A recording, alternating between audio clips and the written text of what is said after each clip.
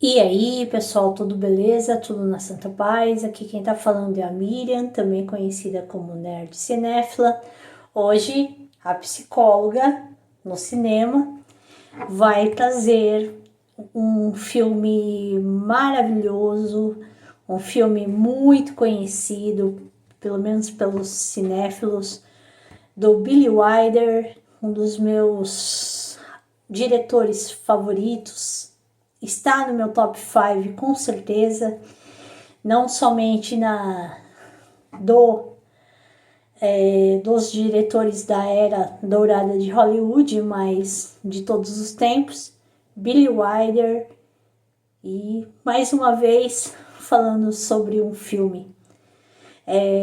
De qual estou falando? Quanto Mais Quente Melhor, de 1959. Esse filme é fantástico, maravilhoso. É uma mistura de comédia, romance, musical. Quem me acompanha sabe o quanto eu amo musicais, comédias românticas. E eu não pude deixar de fora essa obra-prima do Billy Wilder, que fala da lei seca de 1929, 1930, em Chicago. Jack Lemmon como Daphne e Tony Curtis como Josephine, né? Simplesmente incríveis. O Joey e o Jerry, Jack Lemmon e o Tony Curtis, são dois músicos, né? Novos, com seus 30 anos ou um pouquinho mais. E eles tocam em bares, né? Casas noturnas. São dois músicos jazz, né? Incrível. E o personagem do Tony Curtis, todo mulherão, né? Como sempre. Eles estavam tocando numa casa noturna e na hora que eles saíram, eles acabam vendo, né, mafiosos assassinando pessoas assim, colocando na parede e fazendo o massacre. E isso foi baseado numa história, né? O massacre no dia de São Valentim. Quem não sabe, São Valentim está relacionado a Dia dos Namorados. Mas vamos lá. E os mafiosos, principalmente o cabeça, viu, né, que os dois presenciaram a cena. Então eles passam a perseguir os dois. E por sorte, né, eles tinham ido procurar emprego e eles souberam que iria naquele mesmo dia, à noite, uma banda feminina de jazz ia para Flórida passar uma temporada num hotel de luxo, né? E foi o álibi perfeito. Então eles se vestiram de mulher, né? Ambos vestiram de mulher e foram tocar nessa banda, né? O personagem do Tony Curtis, né? A personagem é mais sofisticado, né? Mais sofisticada, Josephine. E a personagem feita pelo Jack Lemmon era mais estabanada e coisa e tal, né? A Daphne. Gente, é incrível esse filme, né? E Dentro, já no ônibus, eles conhecem a Sugar Kane, que era a personagem da Marilyn Monroe. E os dois ficam encantados com a beleza, com a sensualidade dela, né? Marilyn Monroe, na década de 50, não dispensa comentários, né?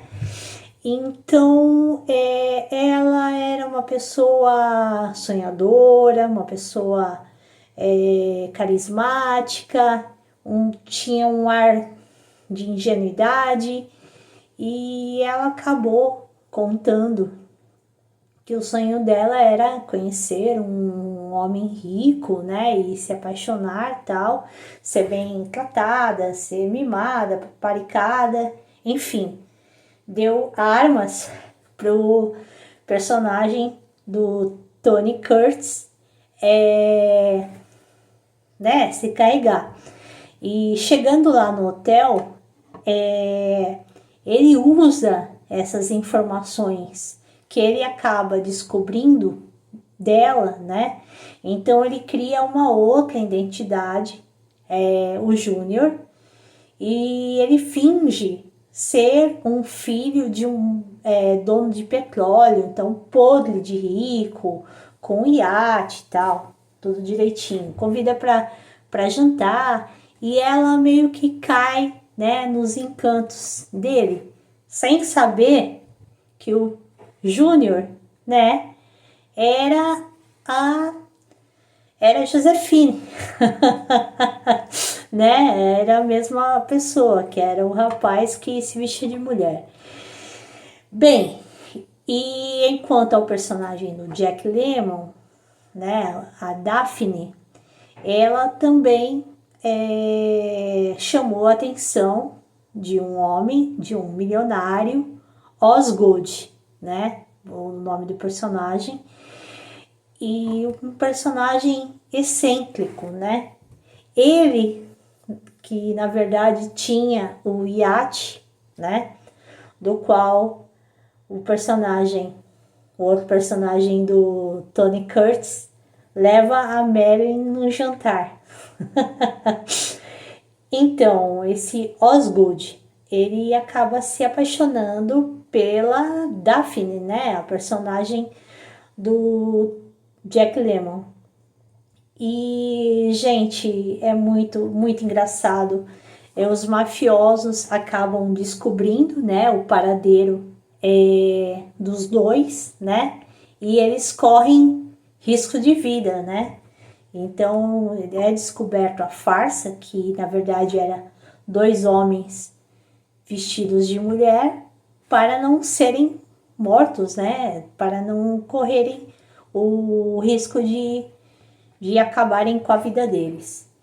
É fantástico, tem uma cena icônica, né,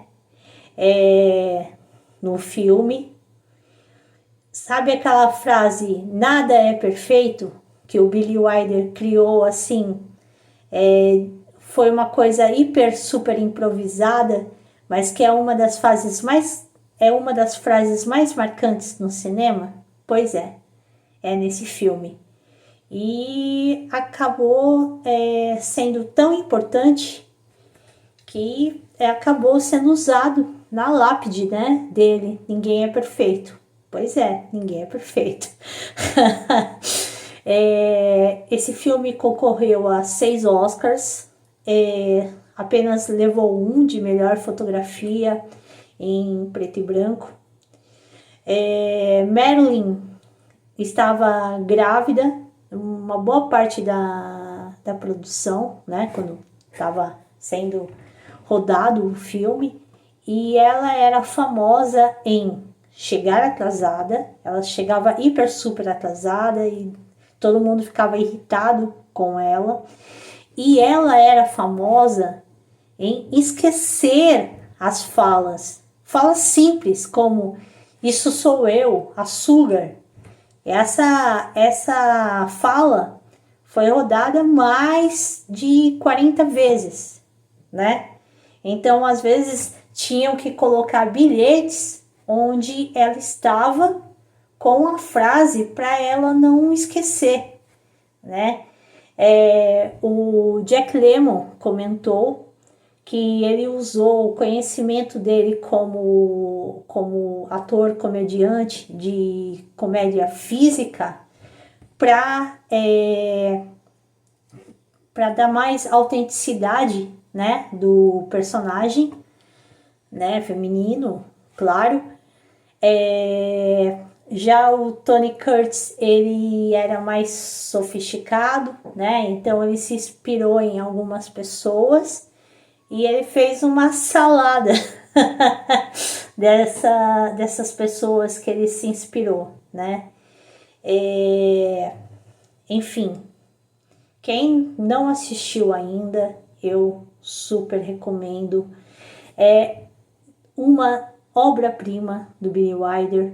Como eu já disse, eu sou hiper super suspeita, mas quanto mais quente melhor. É uma das melhores comédias de todos os tempos, né? Foi feito numa época onde havia muito preconceito com pessoas que se vestiam de mulher, tal. Em muitos lugares foi um tema hiper super tabu, mas que no fim deu muito certo, né? Por que foi rodado em preto e branco? Porque os atores, eles tinham que fazer maquiagens, né? Para esconder a barba, para esconder que era homem. Então ficava uma cor meio verde, esverdeada. Então não tinha como fazer o filme colorido por causa da maquiagem que ficava sobrecarregada e ninguém ia acreditar que eles eram mulheres, né? Outra coisa, eles tiveram que aprender a andar de salto alto durante as gravações por alguns dias, mas eles acharam melhor não andar como mulheres, né? Sabendo se equilibrar enquanto andavam, para dar mais autenticidade que eles eram homens se vestindo de mulheres. Bem, eu vou ficando por aqui. Eu espero que tenham gostado. Fiquem com Deus e até a próxima.